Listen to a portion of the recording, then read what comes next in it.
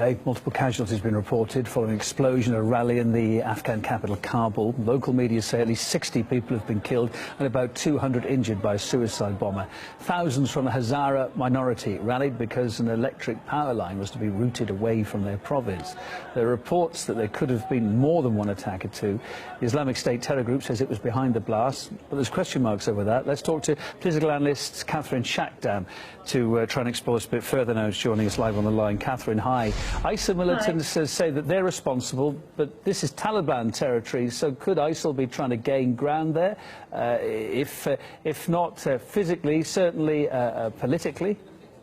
Yeah, quite possibly. I mean, there's been a trend over the past few weeks where, ISIL has tried to just claim responsibility for all attacks, terror attacks in the West and in the Middle East. And I think there is a desire to kind of, impose themselves as the only one being able to carry such attacks and being powerful enough to be able to have grander reach than maybe their sister in arms. I think there's almost, I would say, a certain competition in between, different branch of terror. And ISIL is really trying to impose itself as the only one worthy of supporting, which is of course quite worrying because ISIL is extremely violent and bloodthirsty when it comes to carrying its agenda. I'm not saying that Al-Qaeda or the Taliban are any better, but there's a degree of violence Catherine, in ISIL which is really troubling. Must be pointed out here, the Taliban spokesman apparently commented and said they'd sent an email to the media condemning the attack and saying that they weren't behind it. Well, if it wasn't them,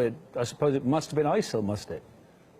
Well, not necessarily. I mean, you could have other groups trying to kind of stir, sectarian tensions. the Hazara or Shia Muslim, and of course, there's always this question as to, why them. I mean, it's always, Shia Muslim have always been the religious minority, which, the likes of the Taliban and Al-Qaeda have liked to kind of pick on and oppress and repress because they feel very much threatened by them. Because Shia Islam carries a message of resistance and pluralism, which bothers them because it's not what they want to see happen. They want to portray Islam as this, this one dogma, and of course, Shia Islam stands in the way of that because a lot more Muslims are kind of, looking, to other denominations to find a solution to this radicalism, which is actually enslaving them.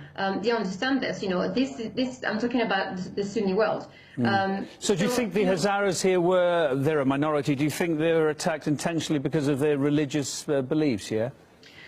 Not really. I think it's more about the political stance which underpins the religious belief because, like I said, Shia Islam stands for resistance, and resistance is a political expression. It's, it's a desire to manifest democracy and to allow for pluralism to take hold. And I think that's the message they're going up against. Not so much the fact that, it is a branch of Islam that they don't agree with. It's the message that they do represent and they don't want to see kind of like take hold. You have to realize that when you have looked at, for example, in the 1960s, Pan-Arabism and this kind of national movement, this is what we have seen coming out of Iran in 1979. Even though it took a religious kind of undertone, the politics of it, the ideology behind it was resistance, was democracy, was pluralism. This is something that terrifies ISIL and Al-Qaeda and of course the Taliban, and this is something that is now kind of taking hold in Afghanistan. More and more people are listening to what the Hazara have to say because they understand that it could actually be the way forward for them, not because they agree with them religiously necessarily, but because they understand that there's the political kind of agreement and consensus that they do understand that they can relate to. Just looking at those grim pictures while you're talking there, it begs the question in the first place, was Kabul really secure enough, given the situation right now, to hold any kind of rally?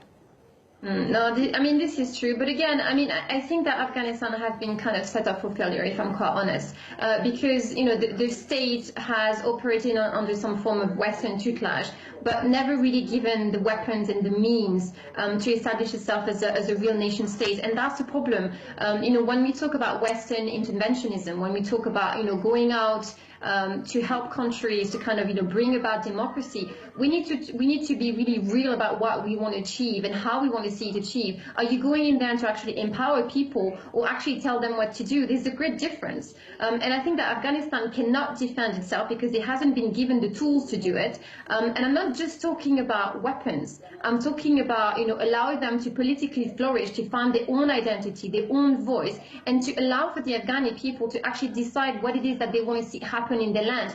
The same problem has happened in Yemen, in Bahrain, all over the place. Whenever you have seen Western intervention, we have seen the same scenario to kind of repeat itself. So what's the prognosis here? Amnesty International's reacted, saying that the attacks are a reminder that the conflict in Afghanistan is escalating. Is it escalating? I don't think it's escalating. I think what you're seeing today is kind of a revival of, the likes of the Taliban and maybe another form of terror, because the root of the ideology was never actually addressed, never mind eradicated. And that's the problem. Unless you actually address, the undercurrent, what is actually, what this ideology means, what it's feeding on, it's never going to stop. That's the problem. It's only going to kind of like morph into something else. And so far, this something else has been more and more violent, more and more brutal and bloodthirsty. I mean, if you just see what happened in Syria with the beheading of a 12-year-old Palestinian boy, I mean, how low are we going to go before we actually wake up and face this ideology of terror, this dogma, this system? We need to go after the idea, never mind blowing up militants, never mind, trying to find political solutions to the issue. No, it's not. We have an ideological warfare going on. We need to address it. It's as simple as that. Catherine Shackdam on the line with us there, political analyst. Thank you for your thoughts. My pleasure. Thank you for being with us too. A lot more to come. I hope you can stay with me this Saturday. Up next, a French MP tells us how France is dealing right now with terror attacks on its soil.